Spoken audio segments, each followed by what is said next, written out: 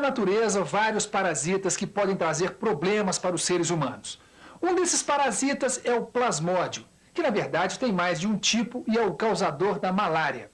A maioria das pessoas já ouviu falar na malária, mas nem todos sabem direito o que é esta doença. Pois este é o nosso assunto de hoje. Desde a década de 70, o número de casos de malária vem aumentando muito, não só na região amazônica, mas também em outros estados. No programa de hoje você vai saber o porquê desse aumento, vai conhecer mais sobre a malária e aprender como agir para prevenir essa doença.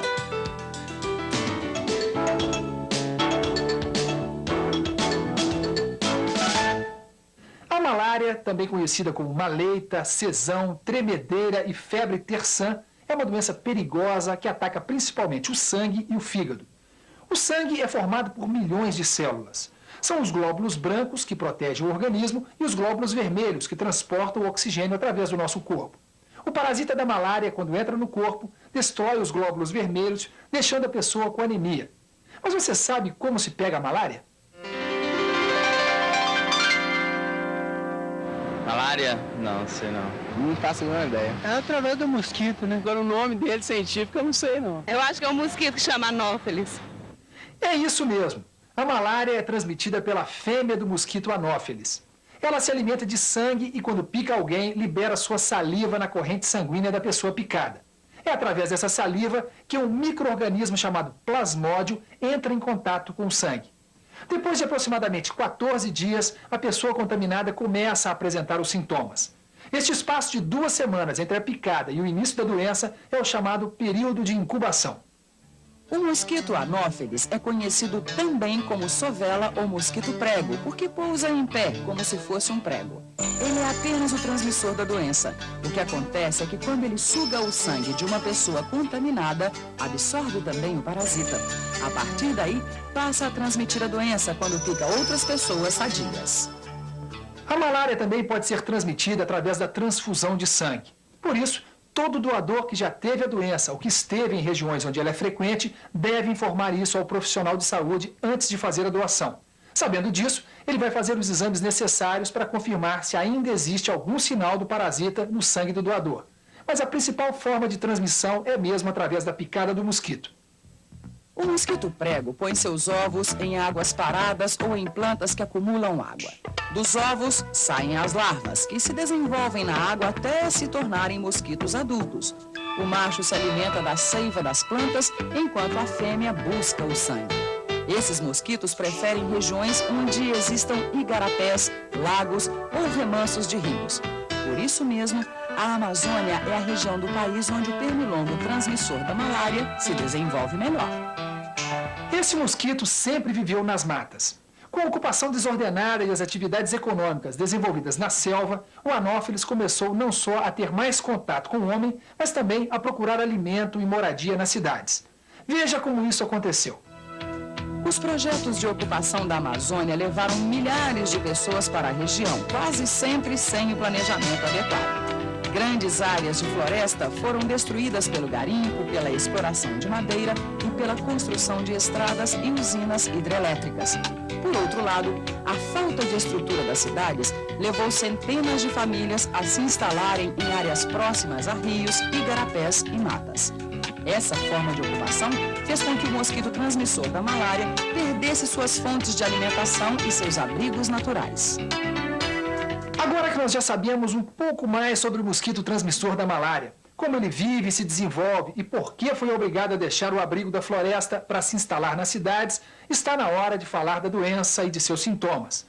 Você sabe dizer quais são os sintomas da malária?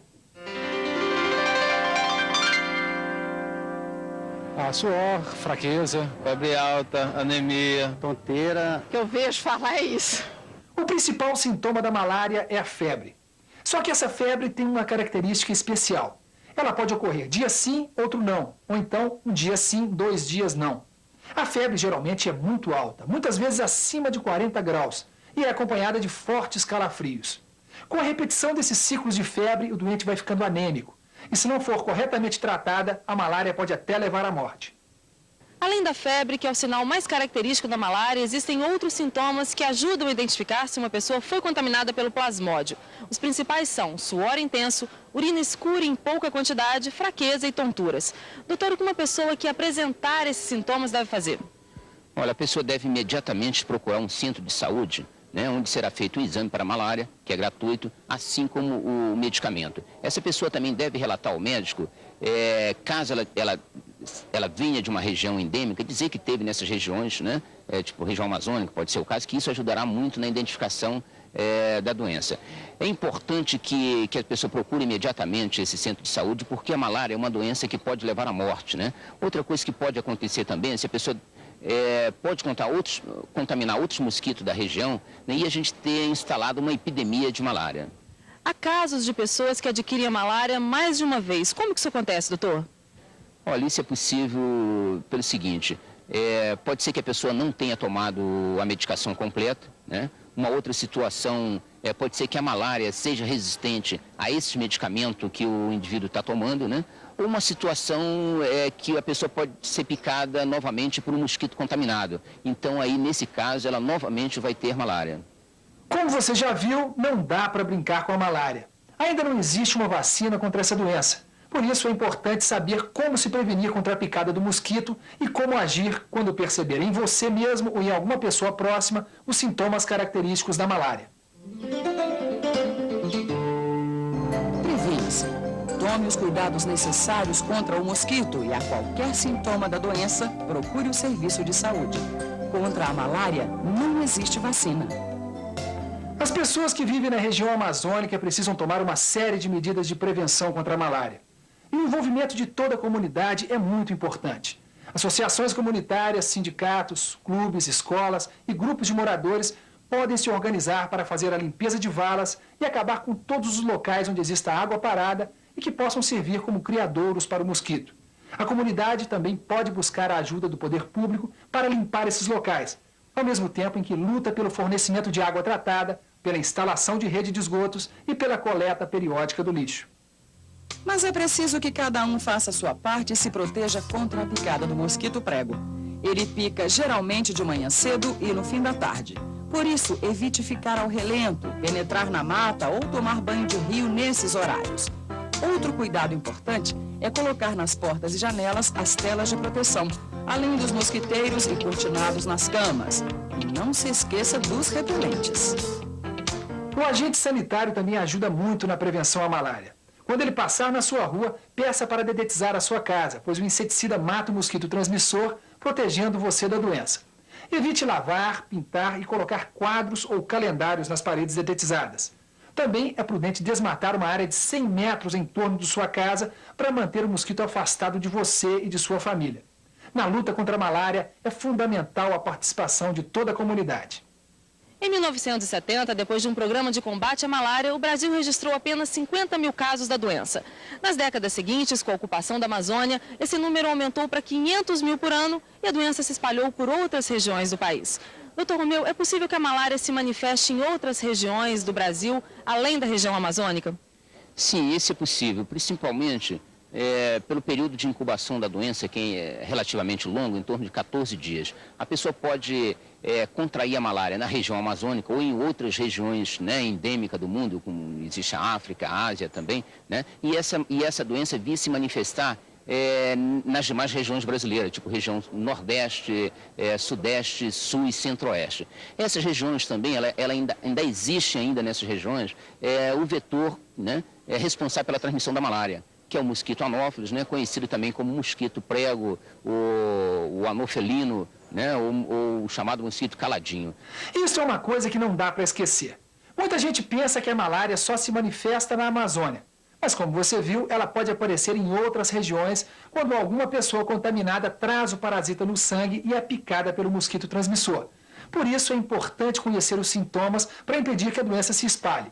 Vamos rever rapidamente quais são esses sintomas?